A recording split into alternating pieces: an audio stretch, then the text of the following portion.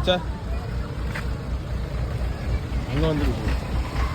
falls என்ன falls Kailasa கோனை falls கைலாசாக்கு வந்துட்டு நம்ம என் தலைவன் நித்யானந்தாவை பார்க்கறதுக்கு கைலாசால போய் நித்யானந்தாவை பார்த்துடலாமா பார்த்துட்டு செட்டில் இல்லை